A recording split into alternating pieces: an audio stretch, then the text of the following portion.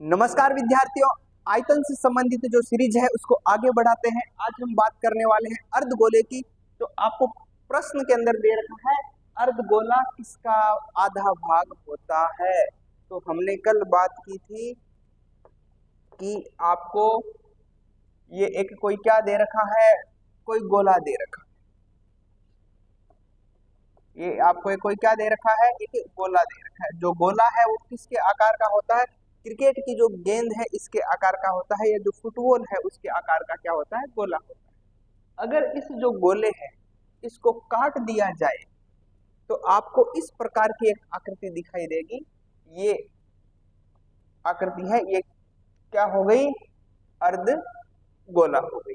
तो प्रश्न के अंदर आपसे पूछा अर्धगोला किसका आधा भाग होता है। तो अर्धगोला जो किसका आधा भाग हुआ? गोले का आधा भाग हुआ। अब यहाँ पर आप देखें, ये आपको एक भाग दिखाई दे रहा है, ये अर्धगोले का क्या है? आधार है। अर्धगोले का क्या है? आधार है। तो आपसे पूछा जाए अर्धगोले का जो आधार जो है ना वो किसके आकार का होता है? तो अर्धगोले का जो आधार है वो वृत्ताकार होता है। क्या होता है? वृत्ताकार। तो इस वृत्ताकार भाग का अगर आपसे क्षेत्रफल पूछ लिया जाए तो अर्धगोले के आधार का क्षेत्रफल या वृत्ताकार भाग का क्षेत्रफल वो क्या हो गया? पाई आर स्क्वायर। फिर अर्धगोले का जो ये जो भाग है इस भाग को क्या बोला जाता है? चारों ओर के भाग को क्या बोला जाता है?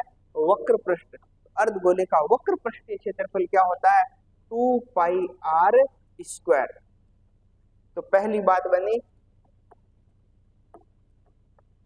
अर्धगोले का वक्र पृष्ठीय क्षेत्रफल क्या हो गया? 2 पाई आर स्क्वायर। अगर इन दोनों को मिला दिया जाए तो अर्धगोले का क्या बन जाएगा? संपूर्ण पृष्ठीय क्षेत्रफल क्या हो गया? 3 पाई आर स्क्वायर। और फिर बन जाएगा अर्धगोले का आयतन। क्या बन जाएगा? आयतन। और आयतन क्या होता है? 2/3 पाई आर क्यूब। इतनी बात को वापस देख, आपको यहाँ से 4-5 बातें वो पूछता है और आपसे कहा अर्धगोला किसका आधा भाग होता है। तो एक कोई स्फेयर है यानी गोला है, उसको अगर आधा काट दिया जाए तो जो आकृति बनेगी वो किसकी होगी? अर्धगोले की। तो अर्धगोला है वो गोले का आधा भाग होता है। तो फिर अर्धगोला जो बना तो उसका आधार जो है वो कैसा होता है? वृत्ताकार होता है।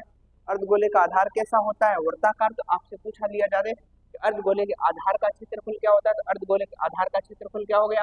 पाई आर क्या हो गया? स्क्वायर हो गया। फिर आपसे पूछ लिया जाए इसका जो चारों ओर का भाग है, इस चारों ओर के भाग को क्या बोला जाता है? वक्र पृष्ठ बोला जाता है। तो अर्धगोले का वक्र पृष्ठीय क्षेत्रफल क्या हो गया? 2 पाई आर स्क्वायर हो गया। फिर अर्धगोले के वक्र पृष्ठ और आधार को मिला दिया जाए तो पूरे गोले अर्धगोले की बात करते हैं, मतलब अर्धगोले का संपूर्ण पृष्ठीय क्षेत्रफल क्या हो गया? 3 पाई आर स्क्वायर हो गया। और अर्धगोले का आयतन क्या हो गया? 2/3 पाई आर क्यूब हो गया। फिर आगे के प्रश्नों की तरफ बढ़ते हैं।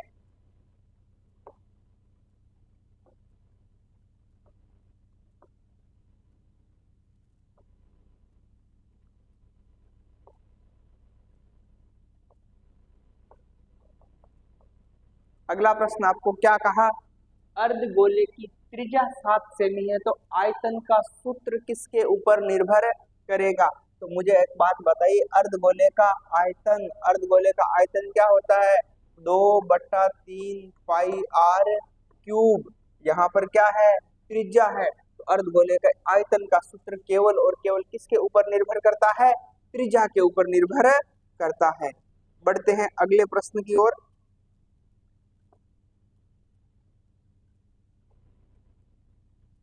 आपको प्रश्न के अंदर कहा, इस प्रकार के प्रश्न तो हम देख चुके कि अर्धगोले का आधार किस आकार का होता है?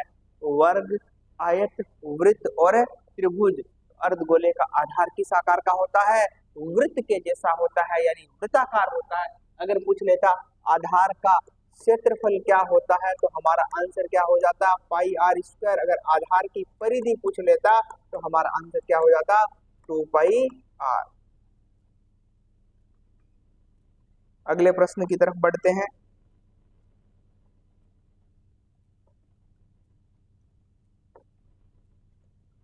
अब इन प्रश्नों को हम शॉर्ट मेथड से ही करने वाले हैं। अब आपको देखो क्या कहा, अर्धगोले की त्रिज्या को दुगना कर दिया जाए तो आयतन पर क्या प्रभाव पड़ेगा। अब आप थोड़ा सा समझे बेसिक कंसेप्ट से। आयतन क्या होता है, 2/3 पाई आर क्या होता है, क्यूब होता है। हमने कहा त्रिज्या है उसको क्या कर दिया, डबल कर दिया। तो डबल करने का मतलब आर का डबल क्या हो गया, 2r हो गया। तो 2/3 है, यहाँ पाई का क्या हुआ, पाई आर की जगह हमने क्या लिखा, 2r, इसका क्या आ गया, क्यूब आ गया। तो 2/3 पाई, और यहाँ पर क्या हो गया, 2 का क्यूब कितना हो गया, 8, और r का क्यूब क्या हो गया, r क्यूब। अब 8 आ गया आगे, 8 गुणा 2/3 और क्या आ गया, पाई आर क्या आ गया, क्यूब। तो अर्धगोले का आयतन कितना गुणा हो जाएगा, 8 गुणा हो जाएगा। ठीक है, अब बात करते हैं अगले प्रश्न की।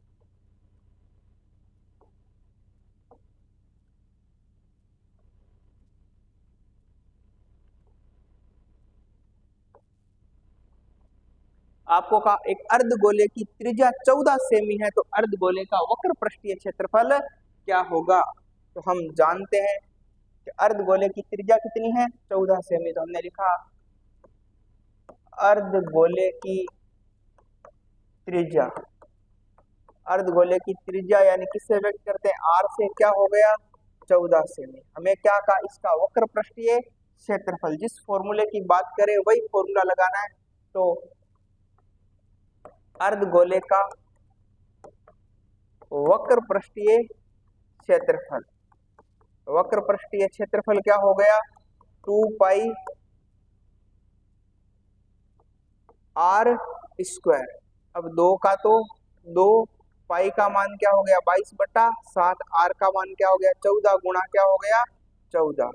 तो 2 से 7 से कितनी बार कटे, 2 बार। 2 गुणा हुआ 22 से कितना आ गया 44, और 14 गुणा हुआ 2 से कितना आ गया 28। कितना हो गया 28 आ गया। अब यहाँ पर देखें, 44 को 28 से क्या करते हैं, गुणा करते हैं। तो 8 चौक 32, हासिल की लगी 3, 8 चौक 32 और 3 कितने हो गए 35, और 44 गुणा कितना हो गया 88। 2 8 5 13, हासिल की लगी कितनी 1, तो 4, ये कितने हो गए 12। तो कितना आ गया 1232। और पूछा क्या, वक्र पृष्ठीय क्षेत्रफल यदि सेमी है तो क्या आ जाएगा, सेमी स्क्वायर, 1232 सेमी स्क्वायर। वापस से बात करते हैं, आपको प्रश्न के अंदर कहा एक अर्धगोले की त्रिज्या 14 सेमी है तो इसका वक्र पृष्ठीय क्षेत्रफल ज्ञात करें। तो अर्धगोले की त्रिज्या r बराबर कितनी होगी 14 सेमी। अर्धगोले का वक्र पृष्ठीय क्षेत्रफल क्या होता है 2 पाई आर स्क्वायर। 2 पाई का मान 22/7, आर का मान 14 गुणा 14, 7 से ये 14 कटे 2 बार, 2 गुणा हो 22 से 44, ये 2 14 गुणा हो 2 से 28। तो आंसर कितना आ गया 1232, और क्षेत्रफल का मात्रक सेमी है तो क्या आ जाएगा सेमी स्क्वायर। बढ़ते हैं अगले प्रश्न की तरफ। आसान प्रश्न, आपको प्रश्न के अंदर क्या कहा, कैलकुलेशन वर्क देखो। आपको क्या कहा, एक अर्धगोले की त्रिज्या कितने सेमी है 5 सेमी, आर बराबर कितना सेमी है 5 सेमी। तो आपसे क्या कहा, इसका आयतन क्या करो ज्ञात करो। तो हमने लिखा अर्धगोले का आयतन, अर्धगोले का आयतन, आयतन क्या होता है 2/3 पाई आर क्या होता है क्यूब। तो 2/3 पाई का मान यहाँ पर क्या कहा, कितना लेके लेना है 3.14। तो कितना लेके आना है 3.14, और आर का मतलब कितना है 5, तो 5 गुणा 5 गुणा 5, पॉइंट हटाया बट्टे में कितना आ गए 100। तो 5 गुणा 5 25, और 25 4 कितने हो गए 100। 2 एकम 2 और 2 दूनी कितने हो गए 4, 2 से कटे 314, 2 एकम 2, 5 दूनी 10 और 7 दूनी 14। तो 157 गुणा ऊपर कितना बचा 5, और बटे में कितना आ गया 3, गुणा करके 3 का लगाना है भाग। इसका आंसर आपको कमेंट बॉक्स में लिखना है। आयतन सेमी है तो कितना होता है सेमी क्यूब। कमेंट बॉक्स में इसका आंसर लिख के जरूर बताना कि इसका आंसर क्या है। धन्यवाद।